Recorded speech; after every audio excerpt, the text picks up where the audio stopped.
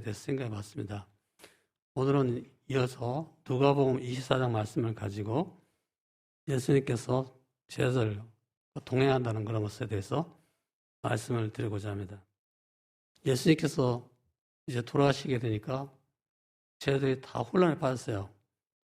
자기들은 그래도 메시아, 승리하실 메시아, 승리하는 메시아 그런 분을 따른다고 생각했는데 이분이 갑자기 그냥 십자가에서 무기력하게 죽는 거예요. 그걸 보면서 굉장히 혼란에 빠졌어요. 그래서 그들이 다 두려워 떨고 있었는데 참 놀라운 소식을 또 전해주는 여자도 있었는데 그 십자가에 죽었던 그 예수님이 무덤에 가보니까 없더라. 부활하고 살아났다고 하더라. 그런 소식을, 부활 소식을 전해주는 거예요. 그래서 그 제자들이 막 더 많이 혼란스러웠고 이제 그중에 어떤 글로버와 또한 다른 제자는 엠마오라는 그런 동네로 내려가고 있어요. 엠마오라는 동네는 예루살렘에서 한 20여 길이, 25리 정도 되는, 정확하게 말하면 뭐 한 거기 13km인가 그렇게 돼 있다고 그러죠. 그랬던 곳으로 이제 내려가고 있었는데 가다가 중간에 부활하신 예수님께서 그들과 동행하면서 그들과 대화를 시작하는 거예요. 근데 그들은 그 동행하시는 그분이 부활하신 예수님이라고 것은 생각도 안 하고 여전히 슬픔 속에 살아가고 있었던 거죠. 그 슬픔빛을 뜨고 머물러 섰다고 하는 거예요. 그래서 슬픔과 혼란으로 그들은 의심에 빠져서 이제 내려가는데 예수님께서 과연 그런 제자들을 보시고 어떻게 반응하셨는가? 의심에 빠져 있는 제자들에게 책망하시면서 이제 말씀했죠. 마찬가지로 우리에게도 만약에 부활하신 예수님을 동행하신다는 것을, 부활하신 예수님을 동행한다는 것을 의심한다면 어떤 반응을 보시겠는가? 그 제자들처럼 우리에게도 책망을 하실 가능성이 높아요. 그러니까 우리 모든 성도들이 부활하신 예수님, 예수님의 부활을 확실히 믿으시고 그 부활하신 예수님이 지금도 살아계시고 여기도 살아계시고 나와 동행해 주시고 내 가정에 함께 해주신다는 것을 믿으시는 우리 성도들이 다 되시기를 주님의 이름으로 축원합니다.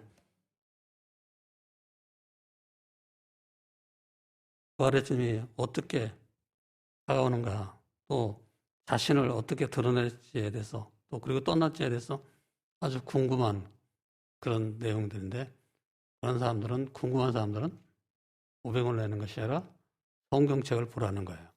성경책에 보면 다 그 궁금증이 해소될 수가 있어요. 부활하신 예수님께서 왜 나타나가지고 제자들과 동행해 주셨는가? 예수님이 십자가에 달려 돌아갈 때 제자들이나 다른 사람들이 다 절망에 빠졌어요. 바로 예수님의 제자들은 절망에 빠져가지고 이제 모든 걸 다 포기하고 자포자기에 빠져있는 그런 상태였어요. 그들은 자신들의 세계를 예수님께 맡기면 펼쳐야 할 거다. 그래도 우리가 가서 뭐 한 자리씩 다 차지할 거야. 이렇게 생각했는데 자기들이 생각했던 예수님이 말이에요. 스승 예수님께서 그냥 십자가에서 맥없이 죽는 거예요. 그걸 보고서 실망에 빠져가지고 절망하는 거죠. 그래서 그들의 희망이 산산이 부서져 버렸다고 할 수 있습니다. 그렇게도 믿었던 예수님께서 십자가에서 돌아가시는 것을 보면서 그들은 절망한 거죠. 결국 그들 중에서는 슬픔과 함께 깊은 절망 속에서, 깊은 의욕 속에서 삶의 의욕을 상실해버린 채로 내려가는 그런 사람도 있었어요. 본문에 누가복음 24장에 나오는 두 제자 역시 예루살렘을 떠나서 엠마오로 내려가고 있습니다. 더 이상 예수님을 찾을 수 없어서 예루살렘에 머물 까닭이 없다. 그렇게 생각했던 그들은 이제 엠마오로 가는 거예요. 그들은 예수를 포기해버린 사람들이었습니다. 그런데 부활하신 주님이 그들을 만나주신 것입니다. 이것이 바로 은혜란 말이에요. 의심하는 그런 제자들에게 만나주는 것이 은혜예요. 마태복음에도 갈릴리 어떤 산에 이르렀을 때 제자들이 예수님 만났을 때 그 제자들 중에는 의심하는 자도 있더라. 그렇게 써있죠. 의심하는 그런 제자들까지도 주님께서 다 포용해 주신단 말이에요. 그러니까 여러분이 혹시 부활에 의심스럽고 예수님의 동행하심이 의심스럽고 예수님의 임재하심이 의심스럽다 할지라도 주님께서 얼마든지 사랑으로 포용해 주시고 사랑으로 감싸주실 것을 다 믿으시기 바랍니다. 그 엠마오로 내려가던 그 제자들은 주님의 부활을 체험하게 되고 부활하신 주님을 만남으로 변화된 것처럼 여러분도 다 변화되시기 바랍니다. 부활하신 주님을 만나면은 누구나 다 변화되는 거예요. 사람들이 왜 변화가 안 되는가? 왜 맨날 그탈이냐? 신앙생활을 30년, 40년 했는데 그 처음이나 지금이나 똑같다. 그것은 바로 부활하신 예수님, 임재하시는 예수님, 동행하시는 그 예수님, 그분을 만나서 변화되지 않았기 때문에요. 그냥 교회를 종교생활로서 여러 가지 종교 중에 하나로서 기독교를 선택해서 다니고 있는 거고 또 가족들의 송화에 어쩔 수 없이 다니고 있는 거지. 교회 와서 진짜 예수님, 부활하신 예수님을 만나지 못했기 때문에 변화가 아니라는 거예요. 여러분이 스스로 자기 모습을 보면서 내가 지금 별로 변화가 안 됐다. 그러면은 뭘 반성해야 되냐? 바로 부활하신 예수님이 지금 나와 함께한다, 임재한다, 그리고 동행하신다. 이것을 내가 제대로 알고 있는가? 제대로 믿고 있는가? 이것을 점검해 봐야 되는 거예요. 예수님이 임재하시고 동행하신다는 걸 아는 사람은요, 생활이 변화될 수밖에 없는 거예요. 항상 우리 모든 성도들이 부활하여 임재에 동행하시는 그 예수님을 다 만나서 변화되는 성도들이 다 되시길 바랍니다. 그러면 부활하신 예수님이 왜 그 엠마오로 내려가는 제자들과 만나주시고 동행해 주셨을까요? 그것에 대해서 한 3가지 얘기를 할 수 있어요. 첫째는 부활하신 왕 예수님께서, 메시아 예수님께서 바로 우리와 함께 동행하신다는 사실을 알려주기 위해서. 신앙생활을 하는 사람 중에도 필링을 중심으로 하는 신앙생활, 이거 안 좋은 거예요. 팩트, 사실 중심의 신앙생활을 해야 돼요. 부활하신 예수님은 지금 우리와 동행하신다. 이건 사실이에요. 팩트예요. 여러분이 그렇게 느끼든 안 느끼든 부활하신 예수님이 내 곁에 있는 것 같아. 있는 것 같지 않아. 이렇게 느끼든 못 느끼든 간에 팩트는 부활하신 예수님은 지금 우리와 함께 하고 계시는 거예요. 이것이 사실이란 말이에요. 그러니까 그 사실을 알려주기 위해서 주님께서 그들과 동행해 주신 거죠. 엠마오로 내려가던 제자들은 슬픔과 혼란에 빠져서 예수님의 임재 동행하심을 보지 못했습니다. 우리들도 마찬가지입니다. 예수님이 부활에서 부활하신 바로 그날 예수님과 함께한 두 제자들도 그와 같은 일이 벌어졌습니다. 누가는 한번 꼭 읽어주세요. 제가 물 좀 마실 테니까 읽어주시기 바랍니다. 시작. 다 같이 읽겠습니다. 시작. 예수님이 체포되어 비탄에서 십자가형을 선고받고 죽으셨던 한 주간의 사건에 관해 열띤 토론을 하면서 엠마오라는 마을까지 약 11km의 거리를 걸어가던 두 제자에 관해 이야기한다. 예. 예수님의 사건으로 그들의 꿈은 산산조각이 났습니다. 그런데 그들 앞에 부활하신 예수님이 나타난 거예요. 그러나 그들은 그 예수님을 알아보지 못했습니다. 15절, 16절에 보면 누가는 두 제자가 그들과 함께 통행하는 분의 정체를 알지 못했다는 것을 그걸 우리에게 알려주고 있어요. 제공해주고 있어요. 이것을 뭐라고 해요? 요즘 말로? 내부자 정보라고 그래요. 내부자 정보. 예? 내부자 정보를 알려준다는 거예요. 속속들이 그 사연을 다 알려주는 거예요. 그래서 하나님은 제자들이 그분을 알아보지 못하도록 그 제자들의 눈을 초자연적으로 가리셨습니다. 제자들은 그 동행하시는 그 예수님을 예루살렘에 동행하는 그런 사람을 보면서 예루살렘에 와서 예배드리고 자기 고향 쪽으로 돌아가는 그런 사람일 거라고 생각한 거죠.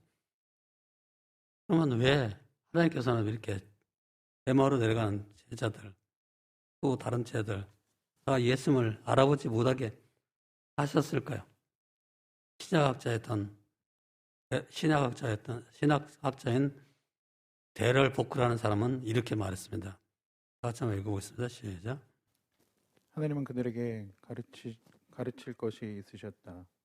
그들과 토론하시는 이가 누구인지를 그들이 언제 어떻게 깨닫는가도 이야기의 일부이다. 네, 우리 김영건 선교사님이 잘 읽으셨는데요. 바로 하나님께서는 그들에게 가르치실 것이 있었는데 뭐냐? 하나님 섭리는 뭐냐면 사실 중심의 신앙생활을 해야 된다.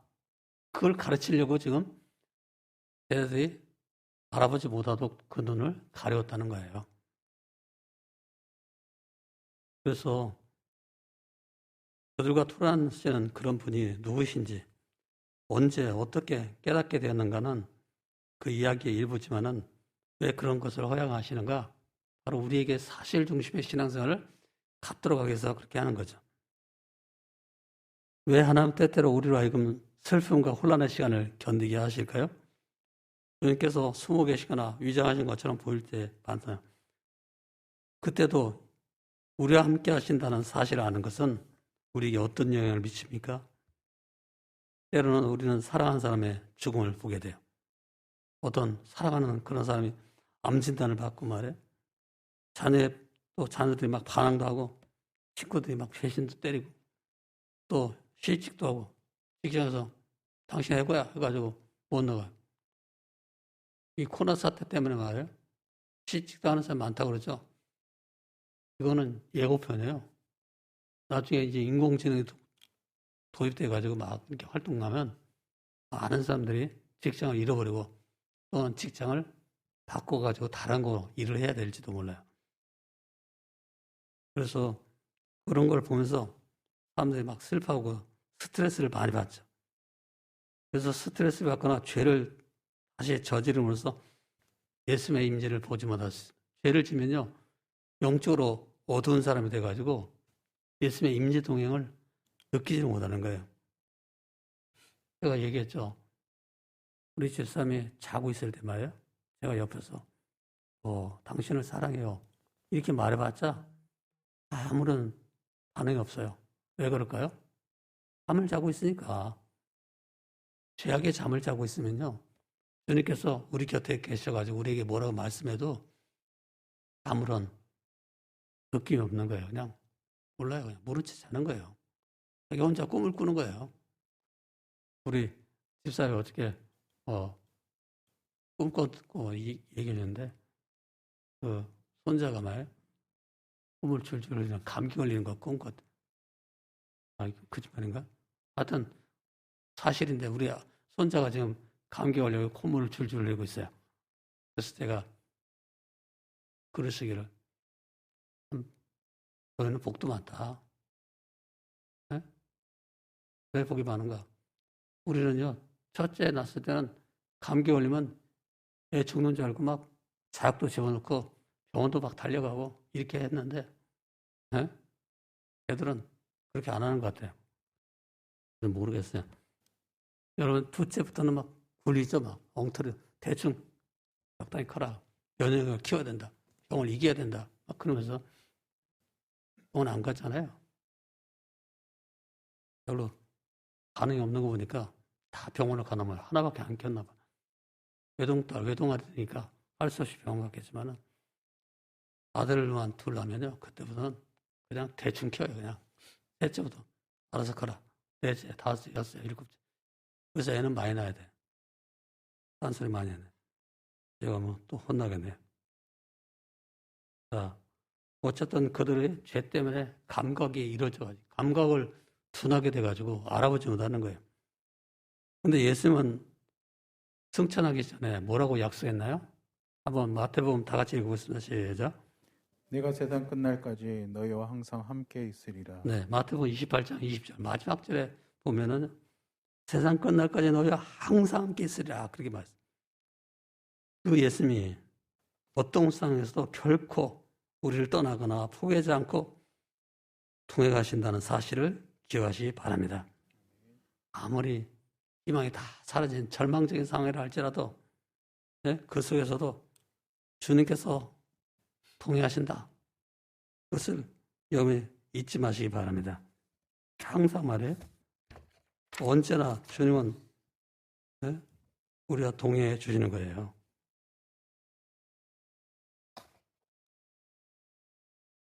마음과 심이라고 하는 그런 잡지에 실려있는 어떤 사람, 그 사람의 하나님과 같이 걷는 사람, 그런 제목의 그런 시가 있어요. 한번 시를 읽어볼게요. 하나님과 동행하는 사람은 하나님이 가시는 길을 가야 합니다. 아무리 그 길이 멀고 어렵고 다른 사람들의 관심 없는 길이라도 하나님과 동행하는 사람은 두려움이 없어야 합니다. 위험이 가로막고 실패가 오고 모든 소망이 끊어질지라도 하나님과 동행하는 사람은 반드시 앞으로 가야 합니다. 하나님이 여전히 거기에 계시기 때문입니다. 참 너무나 정확한 진리를 말해주는 그런 시라고 할 수 있어요. 여러분 모두가 만약 어떤 어려운 상황에 있어도 주님께서 항상 버리지 않으시고 함께한다는 사실을 믿으시길 주님의 이름으로 축원합니다. 그럼 두 번째, 부활하신 예수님은 왜 나타나서 만나주시고 동행해 주시고 또 함께해 주시는가? 성경의 모든 초점이 부활하신 이와 함께 하고 있다는 것을 알려주기 위해서. 성경이라고 말하는 건 여기서는 이제 구약이죠. 구약의 모든 초점은 다 메시아 예수님께, 부활하신 왕 예수님께 향해 있다는 거죠. 예수님은 성경에 말해온 것을 이해하지 못하는 두 제자에게 말하기를 일어나다, 더디다라는 그런 단어를 가지고 그 실망감을 표현했습니다. 성경은 메시아를 하나님의 백성을 속박으로서 구원해낼 약속의 구원자로 가르쳤습니다. 모세와 모든 선지자의 글로부터 시작하여 라고 써있죠. 그 모세와 모든 선지자의 글이라는 것은 오늘 우리 크리스찬들이 읽는 히브리 성경을 가리킵니다.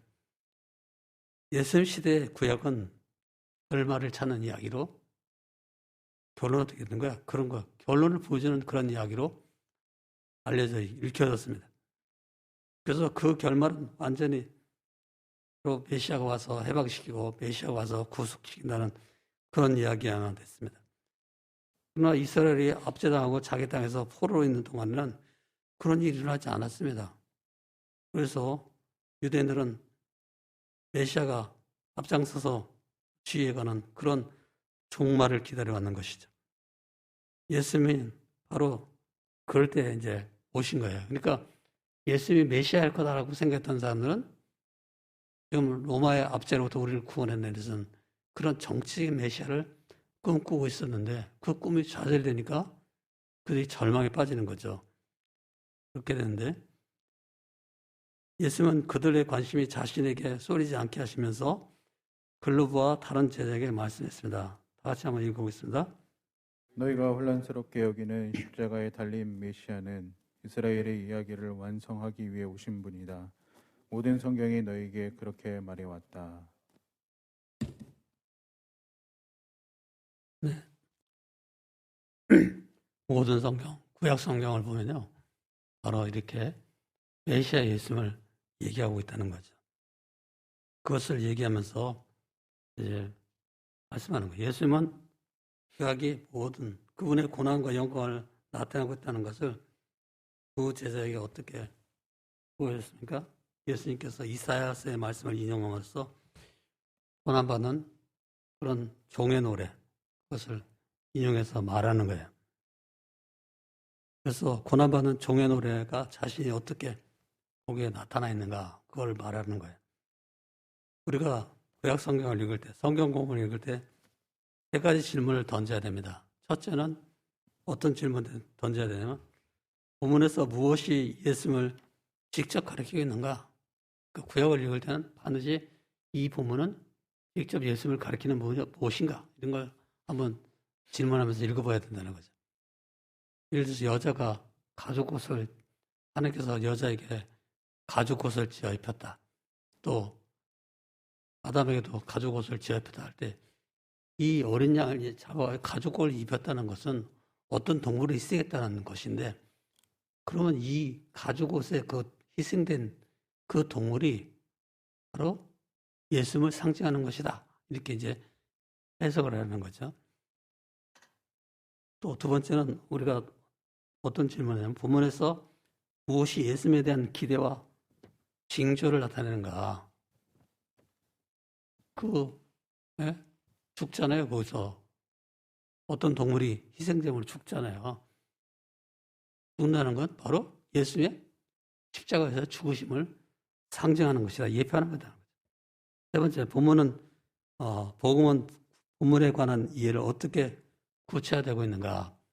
예수님이 하신 사역과 예수님의 하신 말씀이 바로 복음인데 그 하신 사역이나 예수님이 하신 말씀을 보면 이 말씀을 어떻게 구체화시켰는가 이런 것을 우리가 질문하면서 읽어보라는 거죠.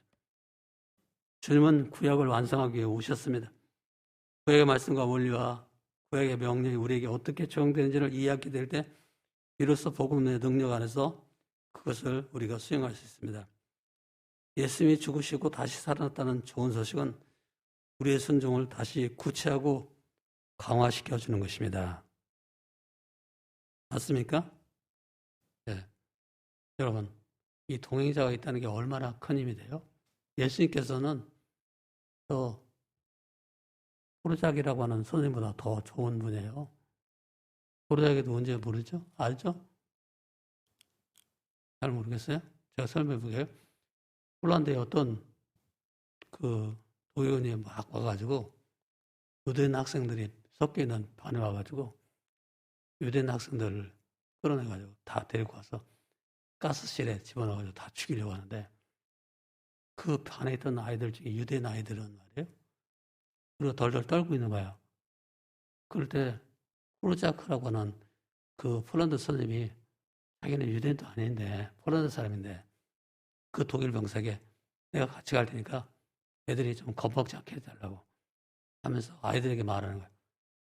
얘들아, 선생님이 내가 같이 가줄게. 너희들 너무 걱정하지 마라. 그러면서 이제 같이 가가지고 가스실에 들어가서 같이 죽었어요. 그래가지고 이 코르자크가 선생님 같은 사람을 그 유대인들은 의인이라고 해요. 그래가지고 인용하는 거예요. 그러나 예루살렘 못 가봤는데 아직 예루살렘에 가면 이 코르자크 선생님의 동상 애들 이렇게 데리고 있는 동상이 있다고 그래요. 그런데 이 선생님의 동행하심이 이제 그 중의 자리까지 가는 그 선생님 그걸 이제 보여주고 있는 거죠. 그런데 예수님은 어떤 분인가? 이 코르자크 선생님보다 더 훌륭하신 선생님이란 말이에요. 왜? 코르자크 선생님은 잠깐밖에 동행 못해. 그런데 예수님은 영원히 동행할 수 있게. 영원히 살아계시기 때문에 영원히 동행해요. 코르자크 선생님은 가끔 동행할 수 있겠지만 예수님은 어디서나 동행할 수 있어요. 영원히 어디서나 동행할 수 있어요. 우리 모든 성도들이 바로 예수님이 어디서나 늘 영원토록 임재하시고 동행하신다는 사실을 다 믿으시며 감사하시기 바랍니다.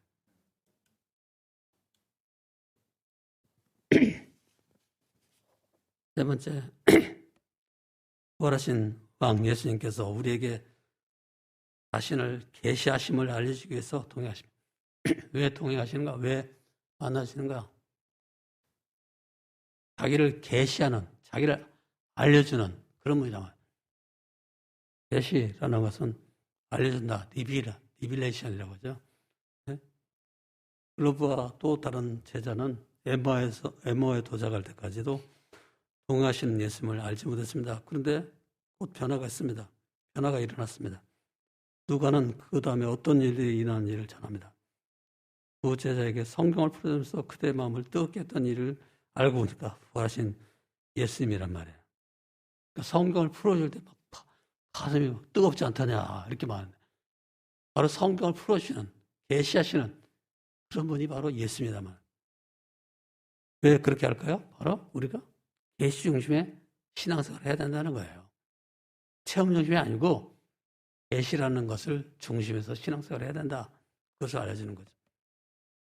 그들의 눈이 밝아서 자기들에게 알려주신 그 예수님, 그 예수님을 동행하게 되는 거죠. 그것이 수동태로 쓰여지는데 하나님이 그렇게 계시하셨음을 암시합니다. 하나님은 오늘 여전히 우리에게 그리스도를 계시하십니다.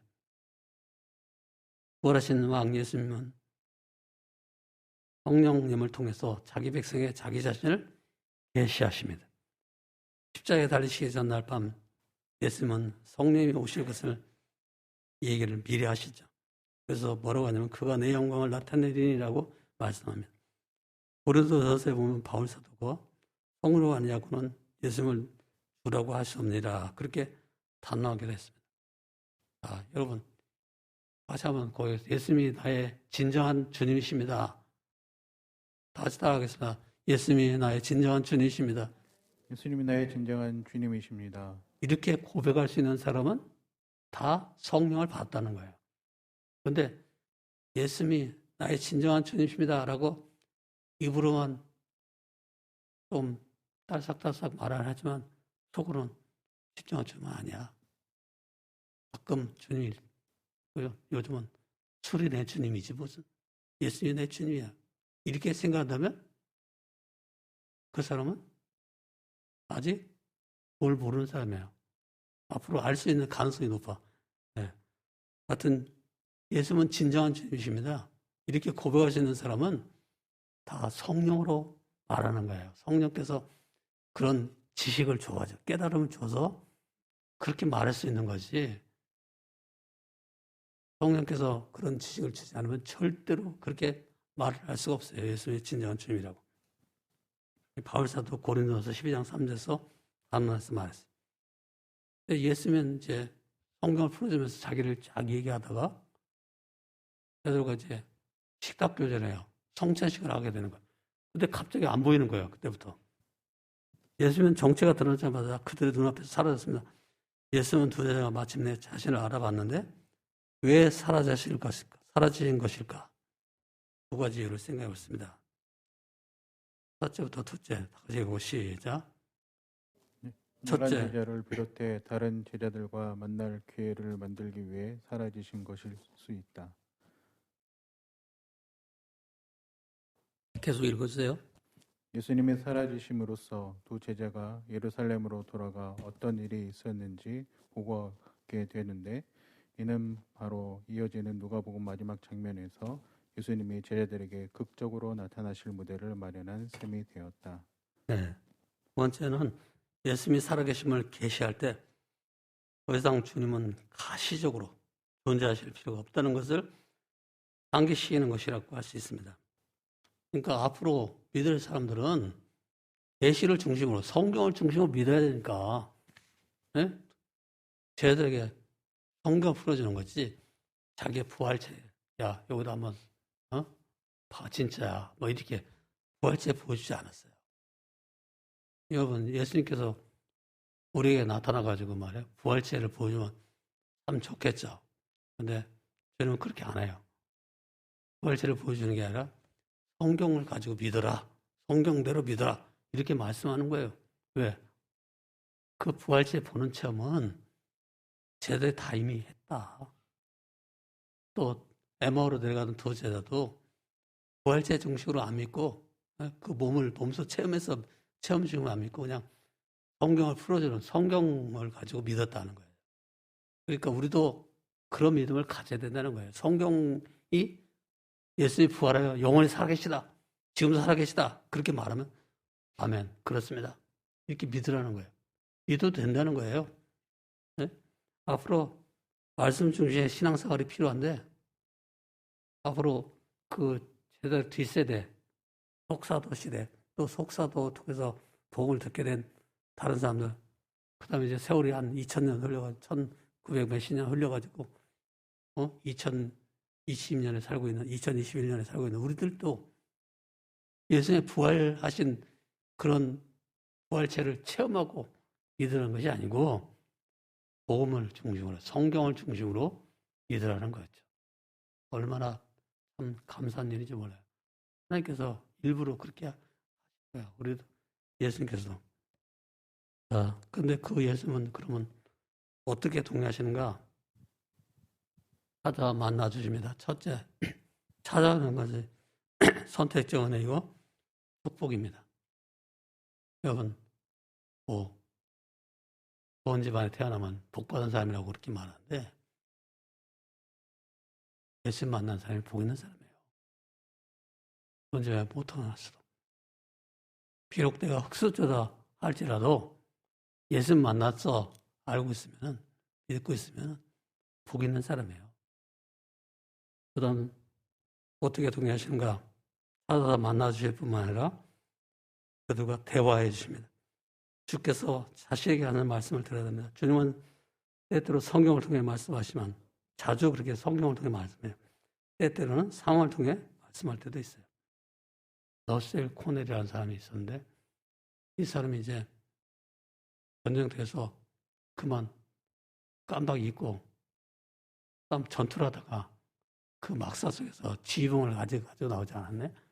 그거 가지고 이 사람이 막 어휴 내가 전투에 너무 열정을 하니까 그냥 지붕을 가지고 나오지 않았는데 그 걱정을 많이 하는 거예요. 그러니까 옆에 있던 어떤 젊은 아이가 아 그래요? 그럼 제가 찾아오죠.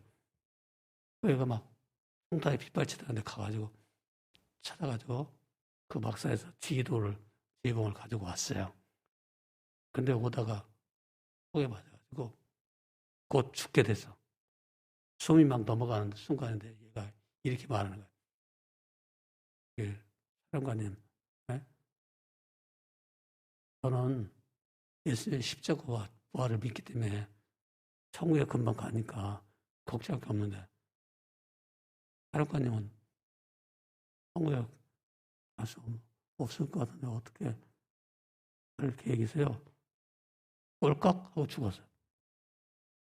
러셀 코넬이 여기 와서 집에 하래. 밤에 막 생각해보니까 그 병사는 십자가와 부활을 믿어서 천국을 확신하면서 웃으면서 죽는데 자기는 그냥 형식적으로 교회 가끔 다니는 그런 사람인데 전쟁터에 나왔는데 언제 죽을지도 모르는데 애들 안 믿고 있는 거예요. 그래가지고 그때 예수님을 제대로 믿게 돼요. 예수님 만나게 돼요. 예수님을 영접해요. 그 러셀 코넬이라는 그런 사령관이 세운 학교가 유명한 템플 대학교라고 하는 미국에서 유명한 대학이에요. 제일 좋은 대학, 템플 대학이라고 하잖아요. 그 다음에 어떤 신학교 망한 걸 인수해가지고 이 성을 거기다 붙여 골든 코넬이라고 하는 신학대학원을 만든 거예요. 골든 코넬.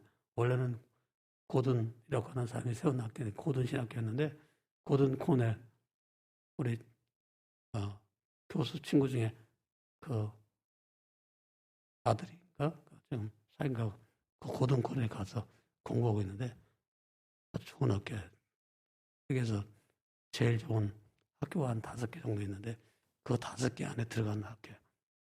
근데 고든 코넬이라는 신학교를 누가 만든다고요? 러셀 코넬이라는 사람이 만든 거예요. 그러니까 이렇게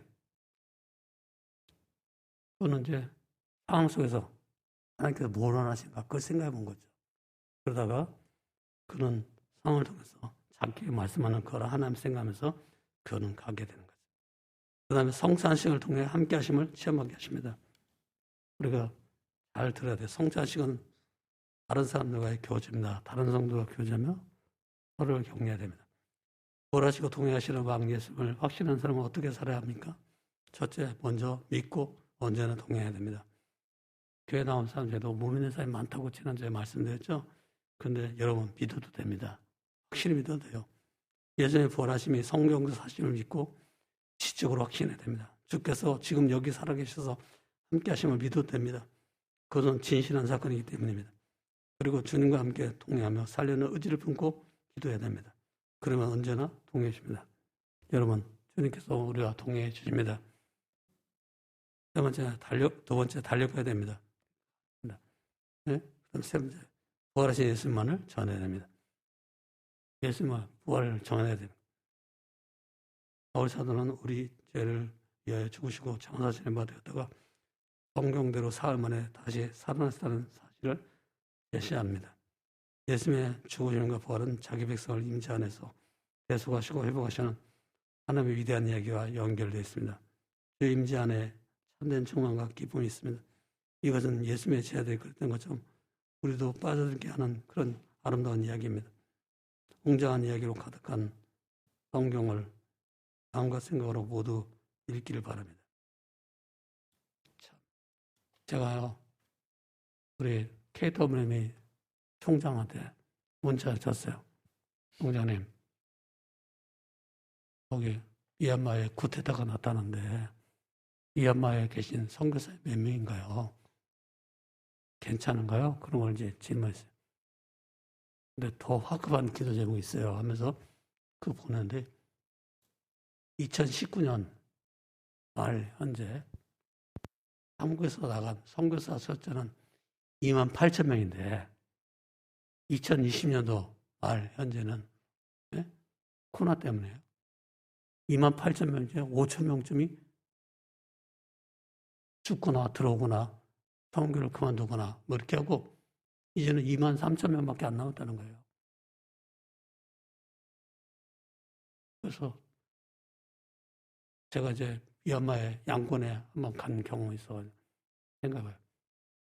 우리 교단의 표본이 돼가지고 생각해보니까 보통 한국의 선교사가 28,000명이라고 하면은 우리 교단 선교사는 280명 정도, 280가정 정도, 250가정인가 뭐 이렇게 돼요.